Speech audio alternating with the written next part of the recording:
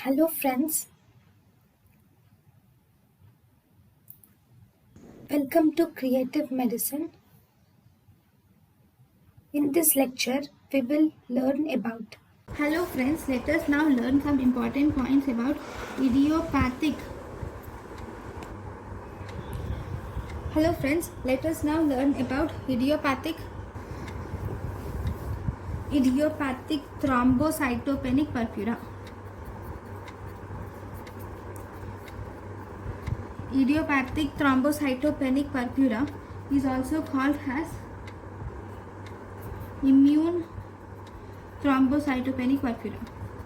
It is also called as immune thrombocytopenic purpura.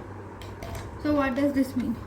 In idiopathic thrombocytopenic purpura or immune thrombocytopenic purpura, there are some autoantibodies against the platelets. Now these autoantibodies against the platelets, they are actually destroyed in spleen. If these autoantibodies are destroyed in spleen, these will decrease the platelet count. Once these decrease the platelet count, this will lead to petechiae and this will also lead to purpura. And this petechiae and purpura will result in idiopathic thrombocytopenic purpura. This is nothing but idiopathic thrombocytopenic purpura. So, where is it commonly seen? This idiopathic thrombocytopenic purpura is most commonly seen in children and it is seen both in boys and girls. And if you see this idiopathic thrombocytopenic purpura in boys, it resolves spontaneously. It resolves spontaneously in boys, whereas if you see in girls, this will progress to chronic idiopathic thrombocytopenic purpura. Okay, so what about the clinical features? So in the clinical features, it causes petechiae, then it results in purpura, epistaxis. All these are due to decreased platelet levels. It can cause gum bleeding. Then here the size of the spleen is mostly normal. Now if you see the treatment, in the treatment, first and foremost, you will have to do steroids. You will have to take steroids. These steroids, if you take these steroids for long term duration, then obviously it will result in complications. And then we can give non-steroidal drugs like azathioprine can be given, cyclosporin can be given, cyclophosphamide can be given. Now, if you were asked what is the gold standard treatment for ITP, if you see the gold standard treatment of idiopathic thrombocytopenic purpura, it is actually laparoscopic splenectomy. Laparoscopic splenectomy is the gold standard complication of idiopathic thrombocytopenic purpura. Then, if you see in normal patients, for elective surgery, if there is elective surgery in normal patients in this condition, the minimum platelet count in elective surgery in normal patients, it is around 1 lakh. The minimum platelet count is around 1 lakh. Then in idiopathic thrombocytopenic purpura, for elective surgery, in idiopathic thrombocytopenic purpura, for elective surgery, the minimum platelet count should be 50,000.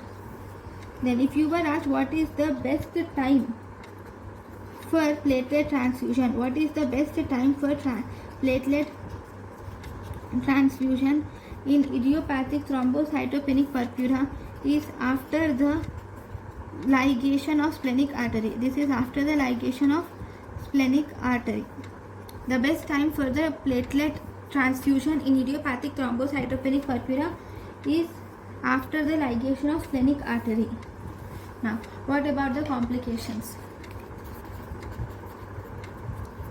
Complications are, first we have lung related complications. Lung related complications include, what is the most common lung related complication?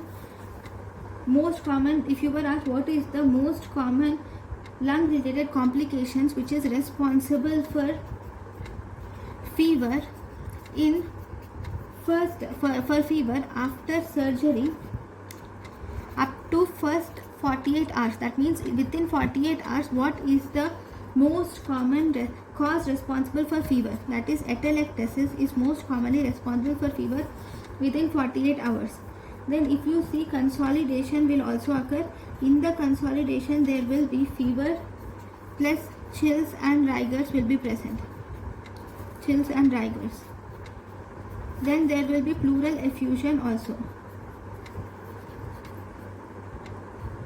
Then what are the diaphragm related complications? So if you see diaphragm related complications, what are the diaphragm related complications? These include: one, we have subdiaphragmatic hematoma. Diaphragm related complications are the subdiaphragmatic hematoma. Then we have subdiaphragmatic abscess (AC). Then what are the pancreas related complications? Pancreas related complications of surgery is: one, it can cause acute pancreatitis or injury to there can be acute pancreatitis, or there can be injury to tail of the pancreas, or there can be pancreatic fistula. Acute pancreatitis, injury to tail of pancreas, and pancreatic fistula are pancreas related complications. Then if you see, what are the thromboembolic complications? Thromboembolic complications of splenectomy mainly includes: these are thrombolysis, thrombocytolysis. These are thrombocytolysis and immobilization. These thrombocytolysis and immobilization will increase the risk of deep vein thrombosis, and it will also increase the risk of pulmonary embolism. So this is about the idiopathic thrombocytopenic purpura and complications of splenectomy. Thank you. Thank you, and thank you for watching.